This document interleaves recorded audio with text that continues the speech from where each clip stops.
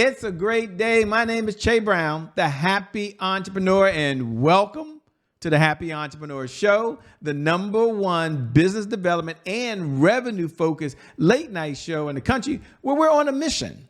And our mission really is to empower, our mission is to inspire, and our mission really is to provide you, the entrepreneur, with all of the resources that are necessary to execute that big vision you have for the people you're called to serve. And on this episode, we have the one and only Dr. Shawn Nicholson, who's in the building. And he'll be talking about resilience and pass eye on. I don't know what pass eye on is. We'll figure that out. What's going on, Shawn? How are you, man? Hey, Shay, everything is good, man. Back in the day, they used to say everything is everything. That is so true, by the way. And, I don't get a chance to meet a number of folks, but I've had an opportunity to meet you a couple of times. Just saw you recently. So it's pretty cool to be sitting on the other side and get to share your message with the community. But they're reading it. They're reading resilience and pass eye on.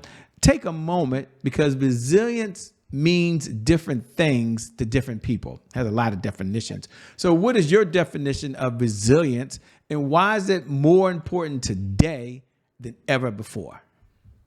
Wow, that's a great question. For me, resilience basically is the ability to bounce back. We go through a lot of different things, especially with the so-called Great Recession, and then now as we're coming out of COVID, with quotations. And it's very important, especially in the business world, entrepreneurs to be able to be resilient as well as to pivot to their next. So I would say there's really the ability to bounce back. Analogy that I was used when I was younger, they used to have those little punching bags, and it was weighted at the bottom, and it was like a balloon. It was weighted at the bottom, and you go and you hit it, it'll go all the way down, but then you think it's going to stay, and then it come back up. So that's resilience, being able to get knocked down, but you catch your breath, reset, and come back up and ready to get it going again. I love it. And we're talking about it today. And it might lead the question, which is why people are struggling with resilience. I mean, on any given day, they can pick up their phone and they can watch, I don't know, maybe a minute and a half of reels or videos, and they should be able to want to run through a wall. They could go look at a TikTok video and get motivated. They could turn on the internet and someone's talking about go for it. Here's the question. What are, I don't know, a couple of the challenges that people have really being resilient when they have all the tools around them? Well, I think for on the average, I think most people, especially when they're vested in something and they're really passionate about it, they want things to be right now, but they're okay waiting, a little while to see it all come into fruition. And then right when you get there, it seems like they get hit with a distraction and something comes up and it just sets them back, and it really knocks the breath out of you. So we being able to say, man, I got to start all over again, or I got to change this, or I got to, pivot to this. It gets exhausting. So I think we'll just sum it up and say resiliency sometimes gets exhausting. What do you say to the person? And we're going to get into a little bit about resilience. I'm sure he has a couple of steps so you can be resilient. But just to give you some framework, our audience, a number of them are dualpreneurs. They're working a full-time job. They may have a full-time business. They also take care of their husband or take care of their wife. I like to always frame that because they have kids. They may be a caregiver. They're involved in the community. So to that person out there that's like, look, I've got so many balls in the air.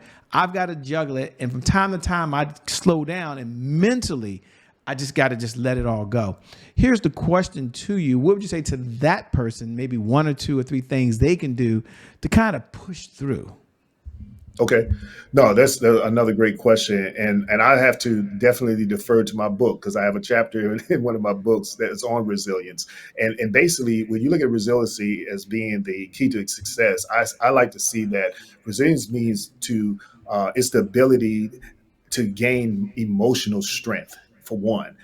It helps you to have the tolerance to be able to bounce back quickly. And then it allows you to be able to adjust well when things come. So for that dualpreneur and those that are kind of juggling different things, the whole idea is to stay focused. You got to stay focused. You got to continue to keep the prize in front of you, because the reward will definitely be worth it. Well worth it. Now, is resilience also part of what we see a big sign? We're all nosy, by the way. Good answer, by the way. And we see a big sign that says change. Does Yeah. resilience come with change, by the way? I'm currently going through physical therapy, and I never had that done in my life with my rotor cuff right here, and I was resistance to it, and you got to push through it and keep going. Talk about the importance of things that change and being consistent in the resilient process. If there is such a connection, because some people get started, they say, I have no problem getting going. It's Yeah. being consistent in what they're doing so they can get to the other side. No, absolutely.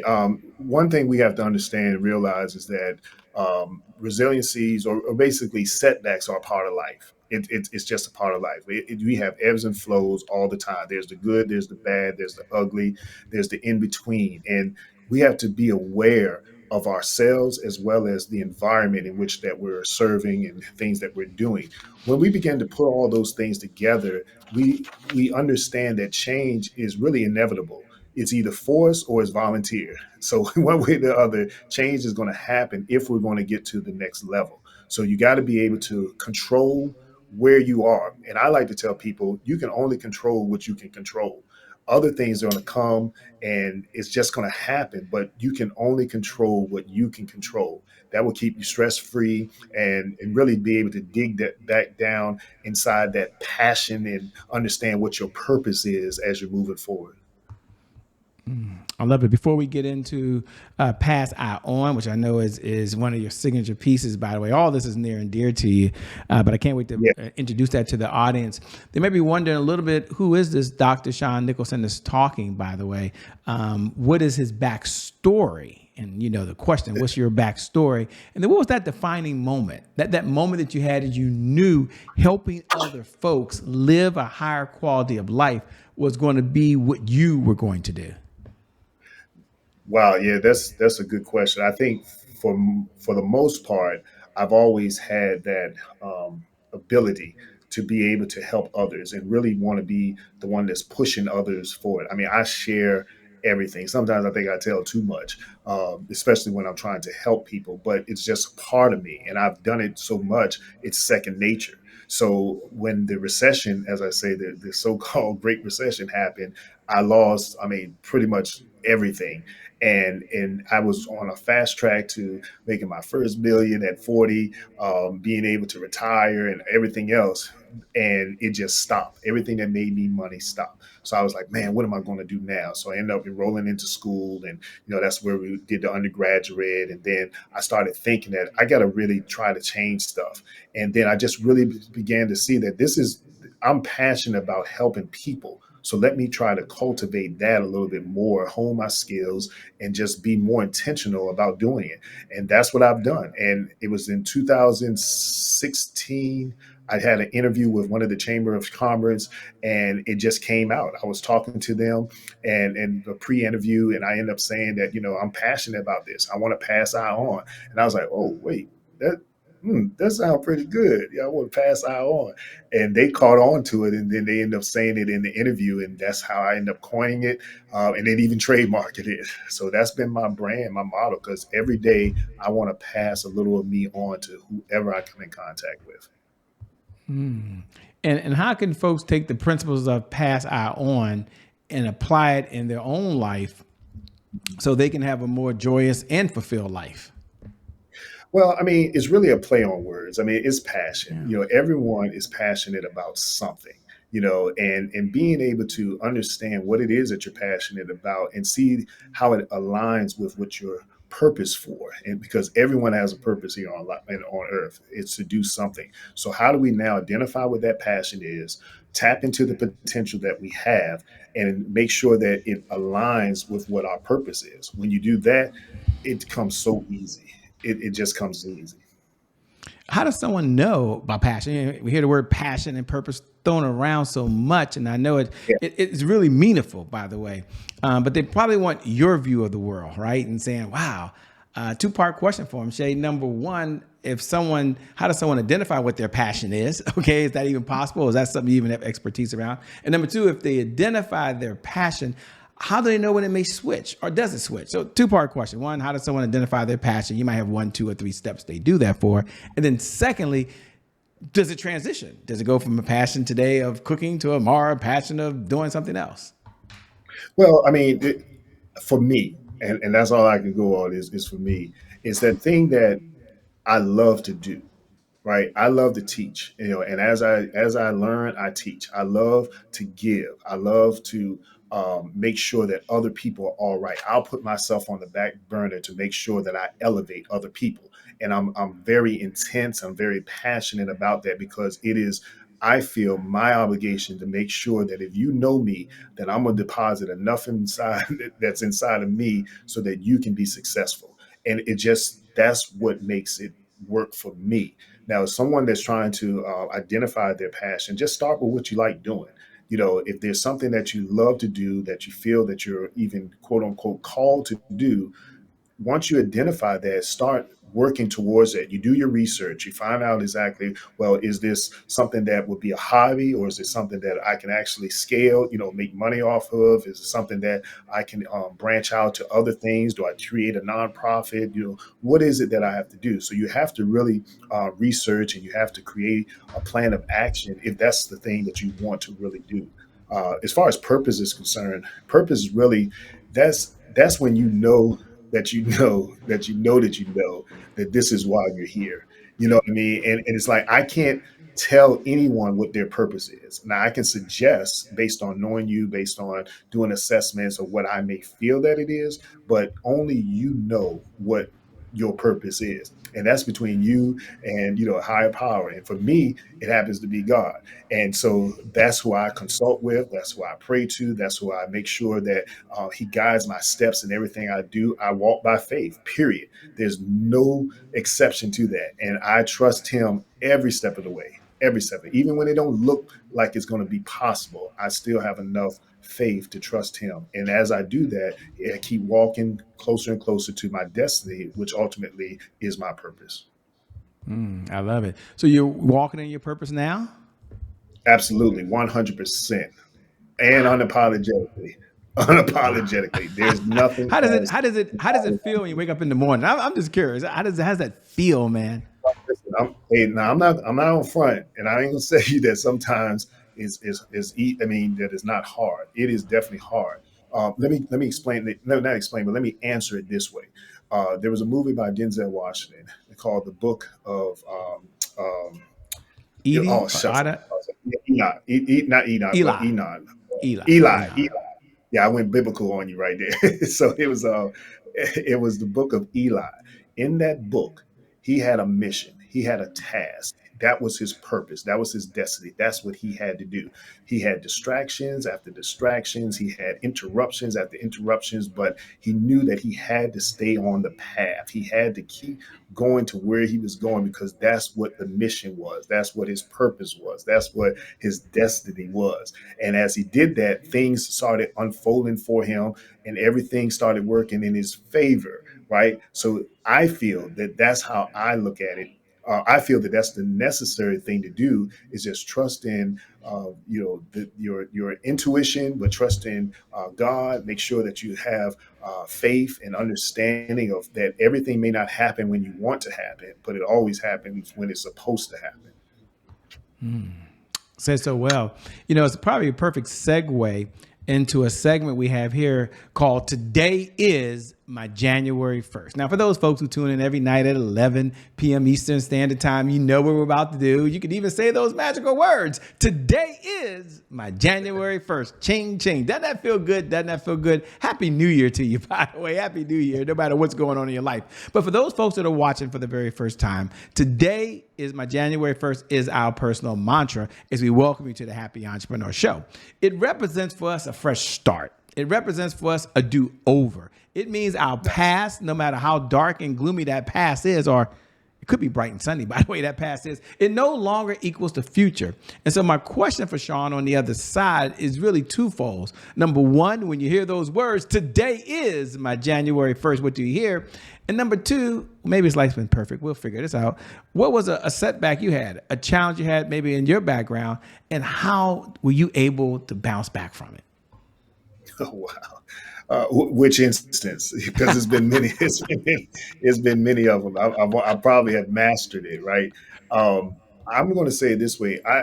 I know that I know what my purpose is. And it still goes back to the purpose. I know what my purpose is.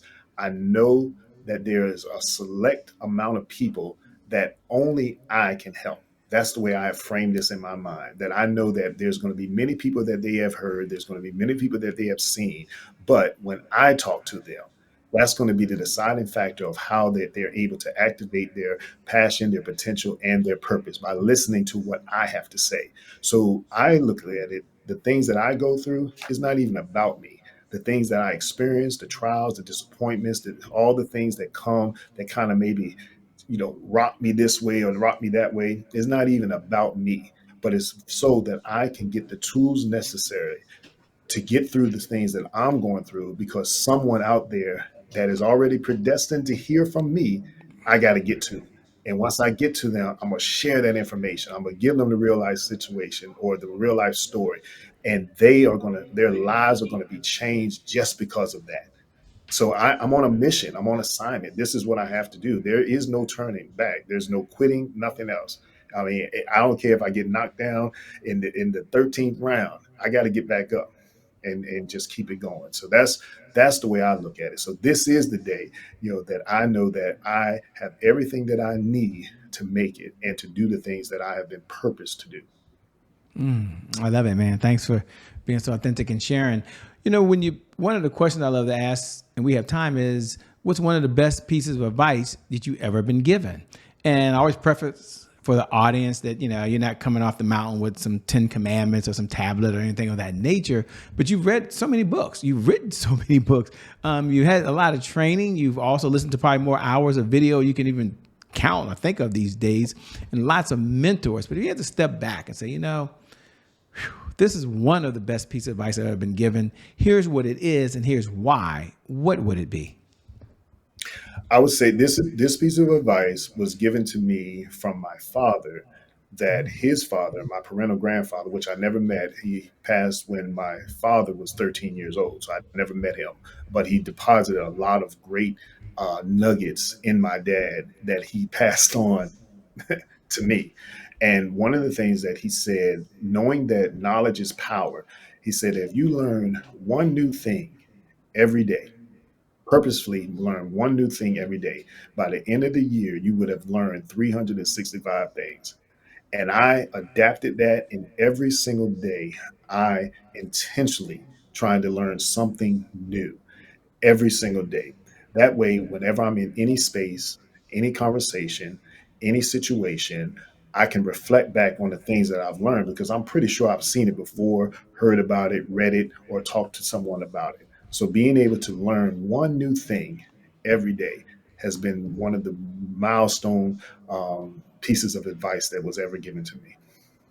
We love it. Now, you can't leave us hanging because we're all curious. Man, what's the one thing he's going to learn today? I mean, has he learned that already today? What is he even focusing on? I mean, we're all on our edge of our seats right now. Like, man, I wonder what he's trying to learn. Now, I know for me personally, I keep saying I'm going to learn this technology, and I have not been doing what I should be doing. Before I was going to cook one new recipe a week, fell off the bandwagon. But I'll get back on. Like the series being on track and off track. But what's the one thing you're going to focus on, or maybe you already have, learning today? We're just all nosy.